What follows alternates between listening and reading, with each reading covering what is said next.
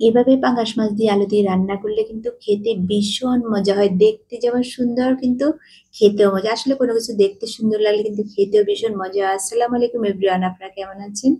আমি আলহামদুলিল্লাহ ভালো আছি। আমার আজকের রেসিপি হলো পাঙ্গাস মাছ দিয়ে আলু দিয়ে ঝোল রান্না। আমি প্রথমে কড়াইয়ে তেল দিয়েছি, তেলটা একটু গরম হলে মাছ ভাজিটা করে নেব। মাছটা জাস্ট হলুদ মরিচ লবণ দিয়ে মেখে ভাজি করে নিচ্ছি, একদম কড়া হিটে ভাজি করব। এই যে ভাজিটা হয়ে গেছে, তারপর এই তেলে কিন্তু আমি দিয়ে দিব আলুগুলো। আলুগুলো একটু বড় করে মোটা করে কাটতে হবে।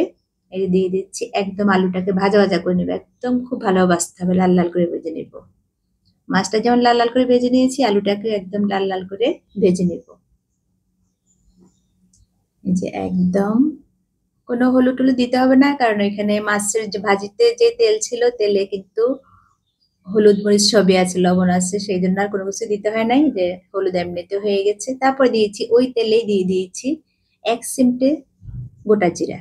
দিয়ে জিরাটাকে একদম ভাজা ভাজা করে নেবো। চুলাটা কিন্তু এক্ষেত্রে অনেক কমিয়ে দিতে হবে, একদম ভাজা হয়ে গেছে। এখন দিয়ে দিব রসুন কুচি। রসুন কুচিটাকেও একটু ভাজা ভাজা করে, এভাবে কিন্তু একের পর এক ভাজা ভাজা করে নিলে কিন্তু সুন্দর একটা গ্রান হয়, তরকারিটা খেতে অনেক বেশি ভালো লাগে। দিয়ে দিয়েছি পেঁয়াজ কুচি, পেঁয়াজটাকে একটু ভেজে নেব। এই যে পেঁয়াজটা আমার ভাজা হয়ে গেছে। এখন আমি এখানে অন্য মশলাগুলো দিব।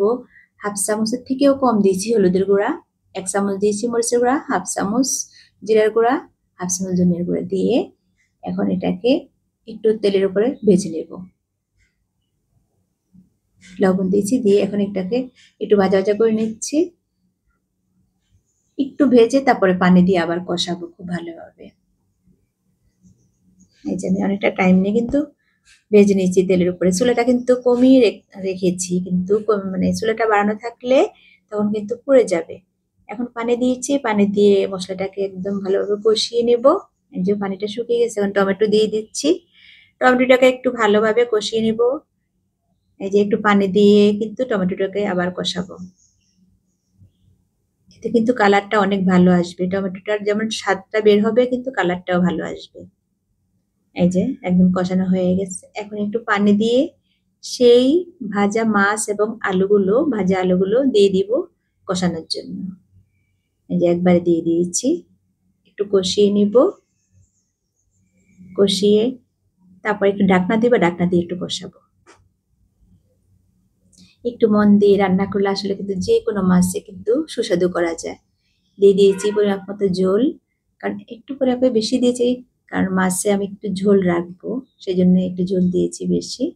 এই যে আর বড় মাছে একটু পানি কষানো বা রান্না করার সময় যেভাবে রান্না করেন না কেন আপনি, একটু ঝোলটা বেশি দিয়ে কিন্তু একটু কষালে কিন্তু মাছটার টেস্ট ভালো আসে বড় মাছের ক্ষেত্রে।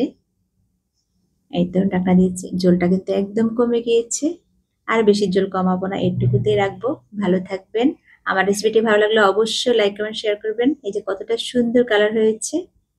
আল্লাহ হাফেজ।